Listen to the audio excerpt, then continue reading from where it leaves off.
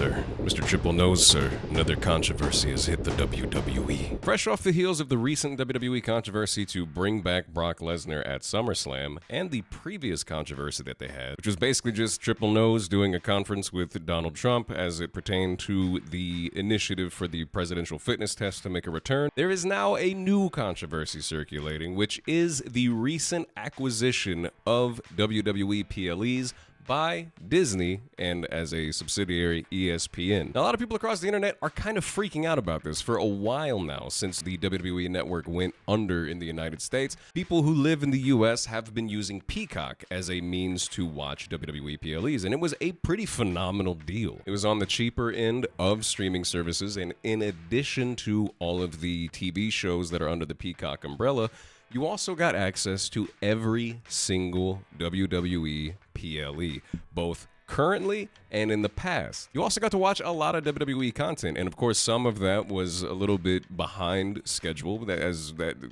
happens when it comes to streaming rights and the live broadcast rights. And as we all know, earlier this year in 2025, we had the first episode of Monday Night Raw televised live on Netflix in the United States.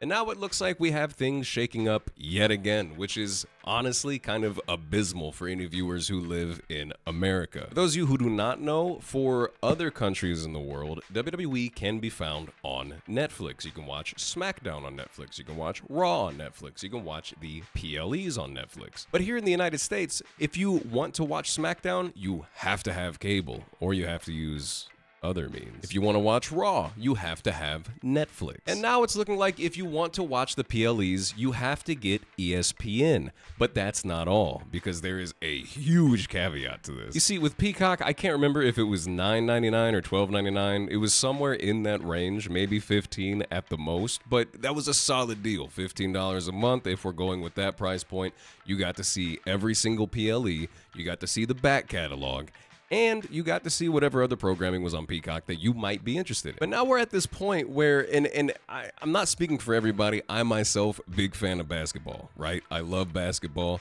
and I love wrestling. Not just WWE, I love wrestling. But you're telling me right now with a straight face, right, that in order to watch the PLEs every single month, and sometimes there's multiple a month, which I guess you could argue gives you a better value for your dollar. I myself would argue that they're rushing way too many storylines and trying to cram way too much shit into way too small of a time frame, and it's kind of cheapening all of the storylines that they're putting together. And in some of these instances, it's a blatant attempt to try and cannibalize the viewership from AEW with their pay-per-views.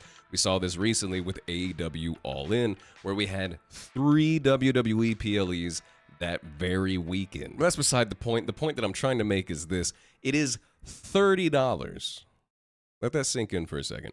It is $30 a month to watch the WWE PLEs, or $299 a year. I'm beyond confused at this point. Like, if you're going to charge this much to watch the PLEs, just fucking bring back pay-per-views at this point. I mean, we see it working for AEW. They're doing pay-per-views, and it is working. And it is honestly worthwhile. Same thing with New Japan. They do have their own streaming service for that, but you can also just purchase those pay-per-views outright and watch them, which is great. Now, I'm not trying to argue in favor of them and against the consumers. I do think that having some sort of monthly deal is beneficial if you are that tuned into the PLEs. But at the same fucking time, dude, if all you're buying this for is for the PLEs and you're spending $300 a year, or if you're not doing the annual membership, because a lot of people don't want to fork over $300 at once, you're doing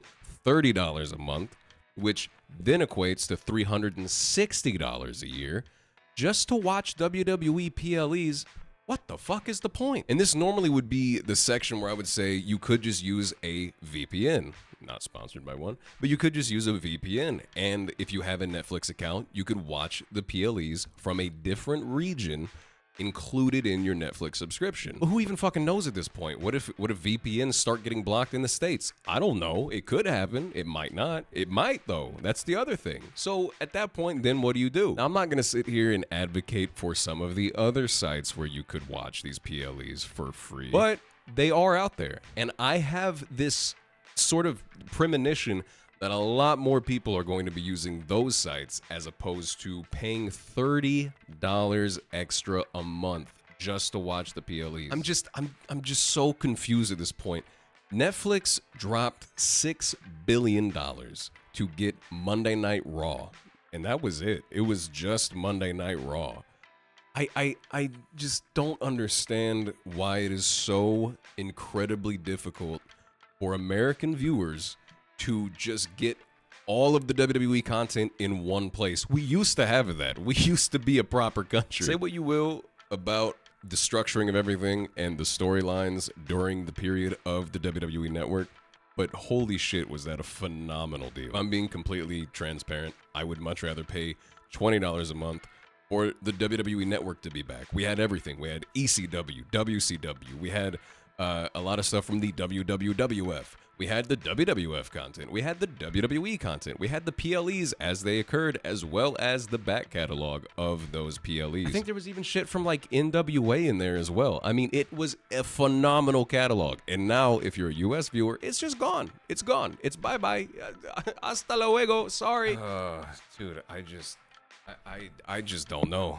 I just don't know. I'm sure it's going to work out. I mean, at the end of the day, that's what the WWE cares about in 2025 anyway. Or just really at any time post TKO takeover. It's all about the bottom line.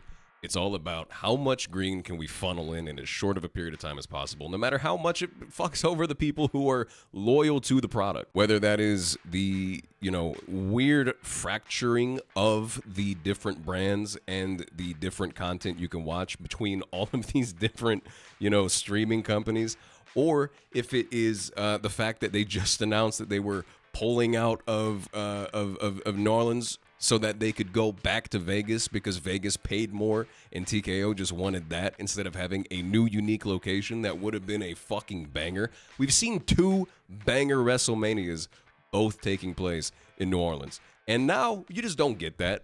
You just don't get that. At a later date, sure. But next year, we're running it back. We're going back to Vegas. Vegas Part 2.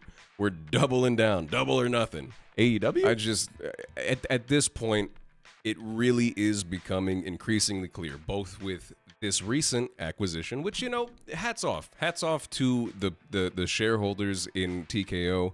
Hats off to, Triple Nose. He's doing his thing. Hats off to The Rock. Well, whatever. You're making your bag. You're getting it. And I'm sure it's going to pay out well for you. It's going to be fine. WWE is not, I'm not being like a WW doomer, all right? They're going to be fine. They're going to continue to put on their product. They're going to continue to sell out bigger and bigger arenas, despite the fact that we all kind of see that there's black tarps over everything. It's fine. I get it. They're going to be okay. It's still a very lucrative company. If it wasn't, Disney wouldn't have paid $1.6 billion for the PLE rights. But I'm just saying, if you are a fan of this product, and if you are the biggest swath of the demographic for WWE, chances are you are getting priced out of everything. You're getting priced out of PLEs. You're getting priced out of fucking just going to SmackDown or Monday Night Raw. Those tickets have also increased just to an unbelievable amount. And just recently as a few months ago, I went to a Monday Night Raw. I sat in one of the front few rows on the floor, and that ticket was like 200 and some change, right? I get it. 200 and some change. Fuck it. Fine. Sure. Now, in August of 2025, I checked out Ticketmaster. I wanted to see how much the floor seats were again. They're like $400 at minimum. How is it doubled in just a few months? I'm so confused. And then beyond that, you also have the ridiculous merch prices. If you want a fucking belt, good luck, dude. You're looking at base price of $500 if you're lucky. And that's usually for like the women's belts. Probably $600 if you want a men's belt. It's ridiculous, dog. You are at this point penalized for being a fan of WWE. And then they continue to like break kayfabe, which is fine. I get it. That's the direction they're going. They think nobody cares about kayfabe anymore. The cat's out of the bag. But you're doing all of this shit to show the behind the scenes and ruin the magic of WWE to the point where, I guess you're getting rid of the marks entirely, but now you just have smarks and smarts And both of those people know better than to continue to support the increasingly greedy mindset that your company is basing all of its future decisions on. You've got tired fucking storylines, and if they're not tired, they're rushed. Those are the only two kind of storylines that are happening right now. Either they're tired or they're rushed. And then on top of that, you have the blatant like misutilization or underutilization of so much talent that people love, and WWE creative just can't figure it out. I don't know, dude. It's just it's indicative of a bigger problem, is what I'm saying. It all comes down to what is best for the bottom line, and even then, that sometimes doesn't even fucking matter. I'm not the biggest Karrion Kross fan of all time, but this dude had a massive swell of fan appreciation and a fan push. Now, again, I'm not the biggest Karrion Kross fan. I've seen him wrestle multiple times in person. I've seen him wrestle on TV multiple times. Like, he's a fine talent, and I'm sure he'll be better utilized elsewhere. But with that being said, at least give him the fucking chance. The fans love him, and for a while, he was like the second best-selling merch. So it seems like even the money aspect isn't enough. It just has to be whatever meshes well with exactly what creative wants to do, and also what makes a TKO board happy. Those are the two things that matter. That's it. So I don't know, man. Do what you have to do in order to watch these PLEs. I'm not going to judge you however you decide to watch them. But just know I don't foresee things getting any better or any easier for at least United States viewers as it pertains to trying to keep up with all of the content that is spread across multiple platforms. I mean, I don't know. Are we in oligopoly territory yet? Are they just coordinating prices and coordinating deals? I don't know. I'm conspiracy tinfoil hat time. I don't know. Anyway, bottom line is WWE, please, dude. Please. I have loved the WWE for 25 years now. What are we doing? Why does it feel like I'm just getting TKO balls on my forehead every day? I don't know. I'm glad there's other wrestling out there still, as much as you try to strangle it.